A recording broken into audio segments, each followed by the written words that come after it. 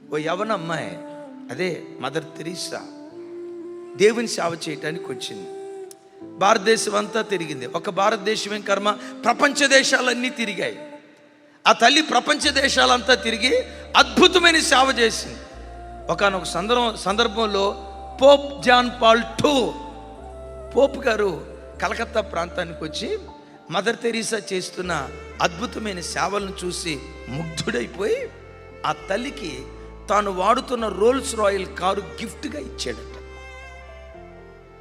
ఆ తల్లి ఆ కారు తీసుకొని ముంబై వీధుల్లో కారులో షికారు అనండి, ఒకసారి ఇంకోసారి అనండి, పర్వాలేదు. కారులో షికారు అని చెప్పి కలకత్తా ముంబై అటు ఇటు కారులో షికారు చేయలేదట. ఆయన కారు ఇచ్చి వెళ్ళిపోయాడట. వెళ్ళిపోయిన తెల్లారే 3 కోట్ల రూపాయలకు అమ్మేసిందట కారు. ఆ 3 కోట్ల రూపాయలు అనాథాశ్రమానికి పంచిపెట్టిందట. సరే, ఆ కారు అమ్మేసి 3 కోట్ల రూపాయలు అనాథాశ్రమానికి ఇచ్చేసిందట. ఎంతో అద్భుతంగా సేవ చేసింది. భారతదేశం ఆ తల్లిని గుర్తించి భారతదేశం తరపున అద్భుతమైన అవార్డు ఇచ్చింది. ప్రపంచ దేశాలు గుర్తించి నోబెల్ ప్రైజ్ ఇచ్చింది ఆ తల్లికి. ఎంత గొప్ప పేరు ప్రఖ్యాతులు సంపాదించిందే, ఇన్ని దేశాలు తిరిగిందే, ఇన్ని లక్షల మంది తన కానుకిచ్చారే.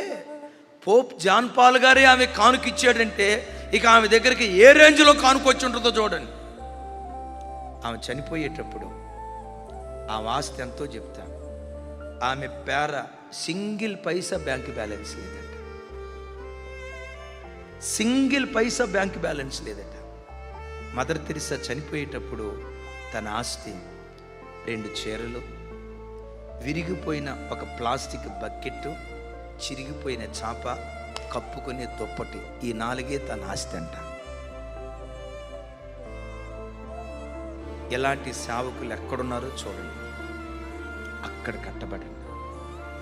బిడ్డలారా, మీరు ఏ సంఘానికైనా వెళ్ళండి, కానీ ఒకటి, మీరు వెళ్ళే సంఘాలలో మీరిచ్చిన దశంభాగం సేవకులు ఏం చేస్తున్నారు? మీరిచ్చిన కానుకలు సేవకులు ఏం చేస్తున్నారు? పిల్లలకు సరిపడా ఆస్తిని సంపాదించి పెడుతున్నారా? ఆత్మల కొరకు ఖర్చు పెడుతున్నారా? వాళ్ళ సామ్రాజ్యాలు విస్తరించుకుంటున్నారా?